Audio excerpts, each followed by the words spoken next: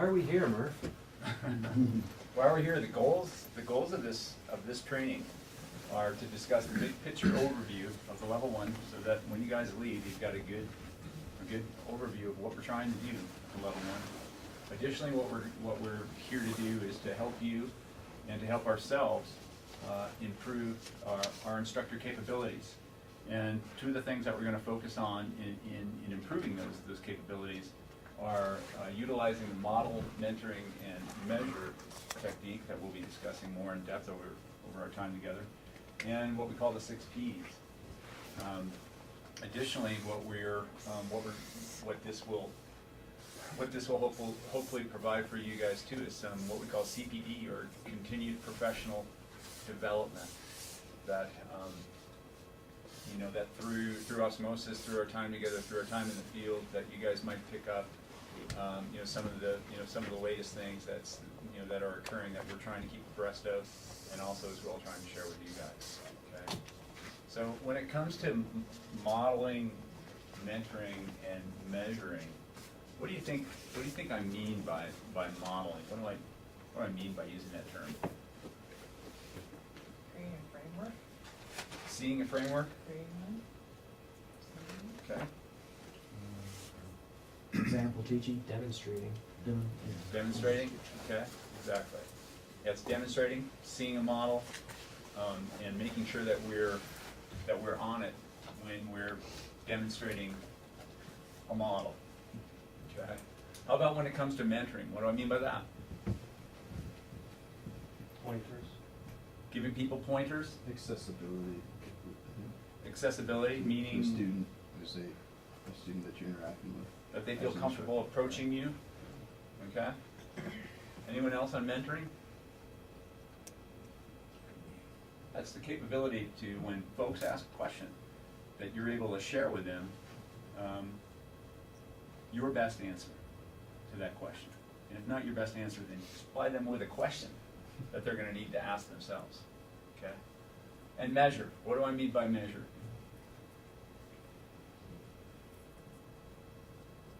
Assessing ability levels. Assessing ability levels. Someone else? That's a really key component. It's, when you say assessing, it's closing the feedback loop, responding to what your students need. So if your students if we don't engage with them, if we don't actually measure their progress, we can't really model effectively. We can't really provide them good mentoring. We can't offer advice. We can't steer them in the right direction if we don't know where they're at with what we're trying to teach them. So it's the constant process of checking in, checking for understanding and responding appropriately. Rather than just saying, you need to know this, that, and the other thing, and charging ahead with our agenda, it's being student focused in your teaching. So that you're right there with where your students are. You're not there driving your students to where you want them to be. You're engaging with them and responding to their specific needs. So this is a practice that I think that you can draw on as an instructor when you're out there, when you're in the classroom, when you're in the field, and you start to sort of go, what am I doing? And reflecting on the modeling, mentoring, and measuring model is one that's quite effective. Okay? Yeah, so one thing that Murph's listed these 3 big picture goals for the next 3 days. And how we're going to chip off the big picture overview of the level 1 is not by teaching you guys a level 1. None of you all need that. That would be a waste of all of our time. So we're not going to go that route. We're going to work through the components of a level 1, but we're going to grab little snippets. And you guys are going to teach to each other and get some feedback on that. And that's how you're going to improve some of your instructional capabilities. So this is going to happen by we're going to start off with our next big session, and I'm going to provide kind of an overview of what a level 1 looks like. But the rest of this goal is going to be met piecemeal through the course of several days by grabbing little snippets of a level 1 and bringing them into context. But we're not going to attempt to to show you a whole level one. That would be a waste of all of our time, I think. So this will be a piecemeal objective. This one is going to happen by us modeling certain instructional techniques, and additionally by you guys teaching each other and getting feedback from each other. So how do you figure out what it is that you need to work on? Well, part of that process is by teaching each other and then getting feedback from your peers. How many folks here have experience providing feedback to other people? Probably all of us. What are some of the pitfalls of giving feedback? Balancing positive and negative feedback. Yeah, great. Providing feedback that's encouraging versus feedback that crushes somebody's ego. But at the same time, you kind of need to tell people when they're not doing something right, so that way they get a chance to improve on it. So how do we make that work? How do we manage the tone of the feedback? You can ask them about an alternative method instead of saying, that method should be improved this way or something. Just Great, and asking them, I think that's a really good point. I'm going to offer just a little device here. This is just something that a friend of mine, Ross Matlock, he's on the PSIA Nordic demo team. And so his job is to go around and teach ski instructors how to ski. And the way he phrases it is, his job is to teach egotistical ski instructors how to ski. And, how do you think these folks respond to being told how to ski? not They very made it, well. yeah, not very well. Everybody thinks they're great skiers. Yeah, these guys they're ski instructors. They made a career out of skiing.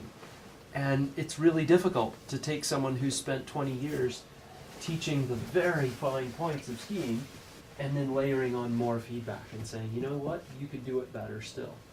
And it's tough to get that to happen. So Ross developed these 4 Ps for how to open the door for giving feedback. And then we battered it around, and Ross and I came up with 6 Ps to kind of close the feedback loop. So I'll walk through these 6 Ps with you right now. So step 1, first thing you need to do is develop a partnership. Why do you think that's important? Trust. Yeah, you've got to have a rapport with people. You have to open the lines of communication. If you jump in with somebody who you've not really even connected with, you have no open communication, things go downhill really quickly. The unwanted feedback from someone who you don't even know where they're coming from really doesn't work well. So first you start off with a partnership, and then you work towards gaining permission. And on this course, because you all are here and you know the feedback is coming, we're asking for implicit permission from each of you to give feedback and receive feedback from your peers. So, the partnership is something that we're going to work on. We're not going to dig into giving feedback here straight away to each other. We're going to work on this a bit. And from that, we're then going to assume the permission. But beyond that, everybody needs different feedback, and everybody responds in different ways. So the next step here is to work with people's individual preferences for the kind of feedback that they want. And some people, Ross, he's like, man, I don't need anybody fluffing me. It's like, I'm a ski instructor. I got a plenty big enough ego. What I need is people to tell me what I'm not doing well so that I can correct it and do it better next time. Cut to the chase. Give me the critical feedback. That's all I want. Other people prefer to get the shit sandwich. They're like, Peter, I love those shoes. They're beautiful, gorgeous shoes. The cotton T-shirt, I'm not so hip on that, but man, I love the Patagonia. It's the shit sandwich. You squeeze in the things that I'm just making something up. But some people like that. Some people like to have feedback couched with bookended by things that are positive. Other people just want to cut straight to the chase. So work off of people's chosen preferences. Let me see if I can spell.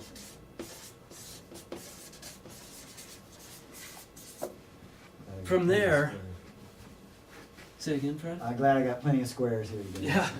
Then after You guys can sock it to me. after the preferences, we need to take note of the manner in which the feedback is given. Public versus private. What are the pitfalls of public feedback? Embarrassing. Yeah.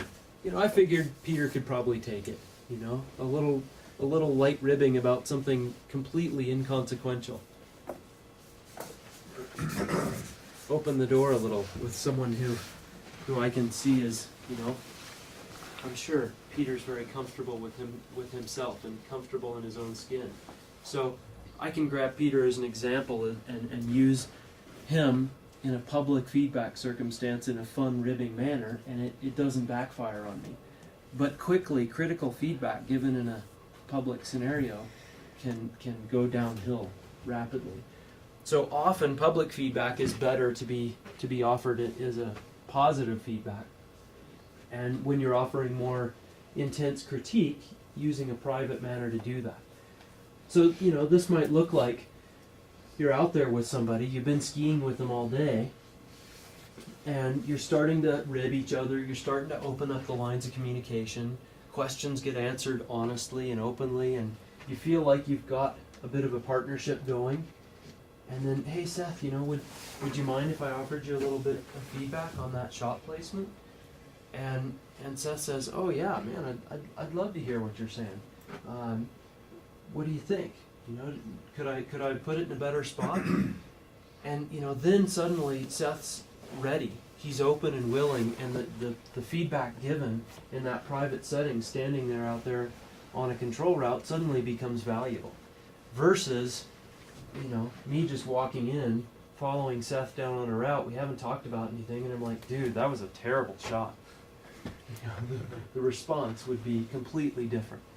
So you've established these 4 P's. Here's the input.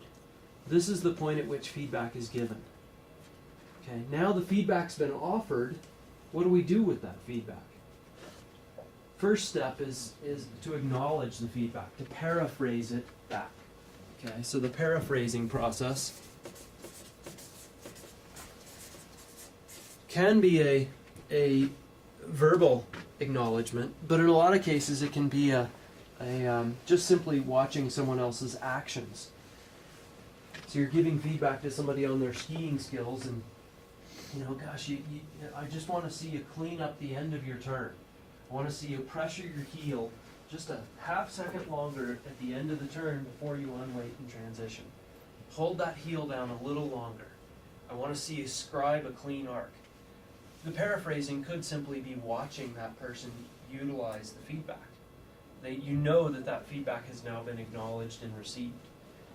Once the feedback has been acknowledged and paraphrased back, the last step is to process it into a plan. Okay? So that the feedback now is, what are you going to do with it?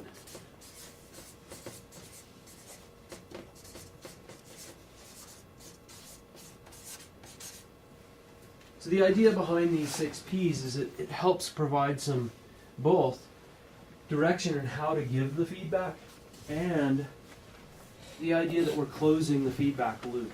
We're actually using the feedback to move forward into the future so that the feedback becomes meaningful and isn't wasted. So this is just a little device, and we'll actually use this on this course.